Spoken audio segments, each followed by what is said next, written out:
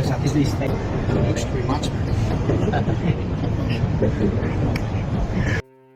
প্রায় ১৭ বছর কারাবাসের পর গত জানুয়ারি মাসে মুক্তি পায় বিএনপির প্রভাবশালী নেতা লুৎফুজ্জামান বাবর।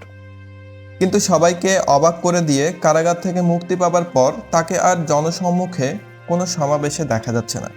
এরই মধ্যে গত কয়েকদিন ধরে একটি খবর নেট দুনিয়ায় আলোড়ন সৃষ্টি করেছে, আর সেটা হলো লুৎফুজ্জামান বাবর বিএনপি ছেড়ে জামায়াতে যোগদান করছেন।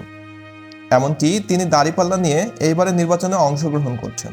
আর এই খবরটা এত আলোচনায় আসার একটিমাত্র কারণ এই ভিডিওটা, যেখানে দেখা যাচ্ছে জামায়াতের আমির ডক্টর শফিকুল ইসলামের সাথে লুৎফুজ্জামান বাবর আলিঙ্গন করছেন।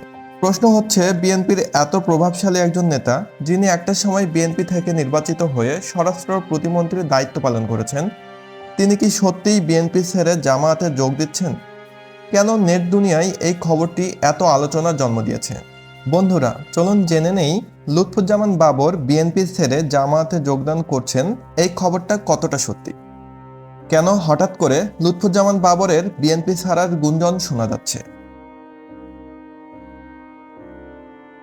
প্রথমেই বলে নিব, লুৎফুজ্জামান বাবর বিএনপি ছেড়ে জামায়াতে যোগদান করছেন এই সংক্রান্ত কোনো বিশ্বস্ত প্রমাণ কোথাও পাওয়া যায়নি।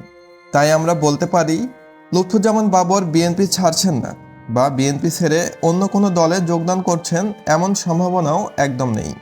এই কথাটি ছড়িয়ে পড়ার কারণ হলো, সাংবাদিক মাহমুদুর রহমানের মায়ের মৃত্যুতে শোকবার্তা নিয়ে হাজির হন লুৎফুজ্জামান বাবর। সেখানে উপস্থিত ছিলেন জামায়াতের আমির ডক্টর শফিকুল ইসলাম। সেখানে তাদের আন্তরিক আলিঙ্গন, বন্ধুত্বপূর্ণ কথাবার্তা সামাজিক যোগাযোগের মাধ্যমগুলোতে ভাইরাল হয়ে যায়। আর এখান থেকেই শুরু হয় লুৎফুজ্জামান বাবর এর বিএনপি ছেড়ে জামায়াতে যোগদানের গুঞ্জন। তবে বাস্তবতায় এমন গুঞ্জনের কোনো আনুষ্ঠানিক নিশ্চয়তা এখনো মেলেনি। এখন প্রশ্ন হলো, তাহলে কেন তার মতো একজন সম্ভাবনাময় নেতাকে কারাগার থেকে মুক্তির এত মাস পরেও দলের কোনো সভা বা জনসমাবেশে দেখা যাচ্ছে না? বাংলাদেশের জনগণ তাকে একজন রিয়েল হিরো হিসেবে ট্রিট করে। তিনি একমাত্র নেতা যে কিনা ভারতের বিরুদ্ধে কথা বলতে একটিবারও ভাবেন না। কিন্তু কেন তিনি এতদিন ধরে রাজনৈতিক জীবন থেকে দূরে অবস্থান করছেন? ঘনিষ্ঠ জনরা বলেছেন, শারীরিক অসুস্থতার কারণে তিনি আপাতত রাজনৈতিক জীবন থেকে দূরে আছেন। তারা দাবি করেছেন, দলীয় মনোনয়ন প্রক্রিয়া এখনও চলছে এবং নেত্রকোনা ৪ আসনে বাবর প্রার্থী হওয়ার সম্ভাবনা সবচেয়ে বেশি। বাবর ও বিএনপির এমন সম্পর্ক নতুন কিছু নয়। ২০০৮ সালে নির্বাচনের সময় তিনি কারাবন্দী ছিলেন। বিএনপি তার আসনে মনোনয়ন দেয় অন্য কাউকে। বাবর স্বতন্ত্র প্রার্থী হয়ে ভোটে লড়াই করার সিদ্ধান্ত নেন। এ সময় দলের শৃঙ্খলা ভঙ্গের অভিযোগে ভোটের মাত্র ৩ দিন আগে তাকে দল থেকে বহিষ্কার করা হয়, যদিও পরে বহিষ্কারাদেশ উঠিয়ে দেওয়া হয়। তবে বাবর আর কখনোই দলীয় কোনো পদে ফেরেনি। এই বাস্তবতার সঙ্গেই তাকে অনেকে তুলনা করছেন আব্দুস সালাম পিন্টুর সাথে, যিনি কারাগারে থেকেও বিএনপির ভাইস চেয়ারম্যান নির্বাচিত হয়েছিলেন। তাই প্রশ্ন উঠছে, এই ধরনের মামলায় অভিযুক্ত প্রায় সমান জনপ্রিয় থাকার পরেও বাবর কেন উপেক্ষিত? কেন বিএনপি বাবরকে দলের নেতৃত্ব স্থানে আনতে চাইছে না? এসব প্রশ্নের উত্তর জানতে চাইলে ফিরে যেতে হবে বাবরের অতীতে। বাবর এমন এক নাম যা ভারতীয় নিরাপত্তা সংস্থার কাছে এক আতঙ্কের প্রতীক। ২০০১ সালে বিএনপি সরকার গঠনের পর বাবর স্বরাষ্ট্র প্রতিমন্ত্রীর দায়িত্ব পান। দায়িত্ব নেবার পর থেকে তিনি ছিলেন সরাসরি, স্পষ্টভাষী এবং অনেক সময় বিতর্কিত। বিশেষ করে ভারত বিরোধী অবস্থানের জন্য তিনি বারবার আলোচনায় আসেন। সেই সময়ে সবচেয়ে বেশি আলোচিত ঘটনাটি ঘটে ২০০৪ সালের ১ এপ্রিল রাতে। চট্টগ্রাম বন্দরে ধরা পড়ে ১০ ট্রাক অস্ত্র ও গোলাবারুদ। অস্ত্রের মধ্যে ছিল AK-47 rifle, rocket launcher, grenade. সংখ্যা ও পরিমাণে ছিল নজিরবিহীন। তদন্তে উঠে আসে এই অস্ত্রগুলো ভারতের 7 সিস্টার্সের বিচ্ছিন্নতাবাদী সংগঠনগুলোর কাছে পাঠানো হচ্ছিল। অভিযোগ ওঠে, এই অস্ত্র চালানোর পিছনে মূল পরিকল্পনাকারী ছিলেন বাবর। এমনকি আওয়ামী লীগ সরকারের সময়ে এই অভিযোগের ভিত্তিতেই তাকে দণ্ড প্রদান করা হয়। একই সাথে এই ঘটনা ভারত বাংলাদেশ সম্পর্কের মাঝে তীব্র উত্তেজনা ছড়ায়।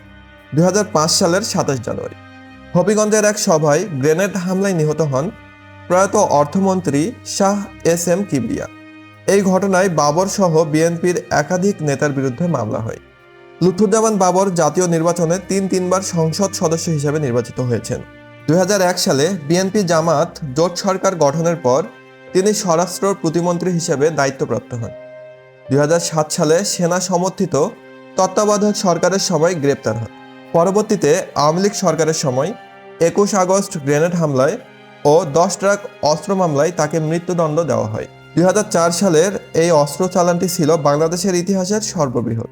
অনেক বিশ্লেষক মনে করেন এই ঘটনায় বিএনপির সাথে ভারতের সম্পর্ক খারাপ হয়ে যায়। আবার অনেকেই বলেছেন ভারতের চাপেই অস্ত্রগুলো আটকানো হয়। তবে বিএনপি সরকারের দাবি ছিল সরকার নিজ উদ্যোগেই এই পদক্ষেপ নিয়েছিল। ভারতীয় গোয়েন্দাদের ভাষ্য, বাবর হলেন এমন এক নেতা যিনি একাই ভারতের উত্তর পশ্চিম সীমান্তে অস্থিরতা তৈরি করার জন্য সক্ষম। চীন বা পাকিস্তানের চেয়ে তার কর্মকাণ্ড ভারতের জন্য ছিল বেশি উদ্যোগের বিষয়। তার সীমান্ত নিরাপত্তা কৌশল, ভারতের বিরুদ্ধে কড়া বক্তব্য এবং আন্তর্জাতিক কূটনৈতিকে বাংলাদেশের অবস্থান সবকিছুই ছিল তার রাজনৈতিক রণকৌশল। আজকের দিনে যখন ভারতের সীমান্ত ও অভ্যন্তরে রাজনীতিতে বাংলাদেশের উপর প্রভাব ও আগ্রাসনের অভিযোগ বেড়ে চলেছে, তখন অনেকেই মনে করেন বাবরের মতো সাহসী নেতৃত্বের অভাব রয়েছে বাংলাদেশের রাজনীতিতে। কিন্তু বাবর আজ নিঃশব্দ। দলের কোনো সভাই নেই, কোনো টকশোতে নেই। নিজ জেলা নেত্রকোনাতেও অনেকটাই নিষ্ক্রিয়। সামনেই আগামী জাতীয় নির্বাচন। নেত্রকোনাবাসীর ইচ্ছা বাবর যেন আবারও রাজনৈতিক মঞ্চে ফিরে আসেন। কিন্তু চূড়ান্ত সিদ্ধান্ত এখনও দলের শীর্ষ নেতৃত্বের হাতে। রাজনৈতিক বিশ্লেষকরা বলছেন, এই মুহূর্তে যদি বিএনপি সত্যিই ভারতের প্রভাবের বিরুদ্ধে সজাগ হতে চায়, তাহলে বাবরের মতো নেতাকে অবহেলা করা হবে এক বড় ভুল। তবে কি লুৎফুজ্জামান বাবর আবারও ফিরবেন নতুন রূপে, নাকি ইতিহাসের পাতায় তিনি থাকবেন সেই নেতা হিসাবে যাকে একটা সময় ভারত ভূতের থেকেও বেশি ভয় পেত? সময় বলে দেবে এই গল্পের পরবর্তী অধ্যায়। আপনি কি মনে করেন, বাবর কি আবারও ফিরবেন রাজনৈতিক মঞ্চে, নাকি ইতিহাস হয়ে থাকবেন একজন বিতর্কিত নেতা হিসেবে? কমেন্টে জানিয়ে দিন আপনার মূল্যবান মতামত। আজ এখানে শেষ করছি। আবার দেখা হবে নতুন কোনো ভিডিওতে।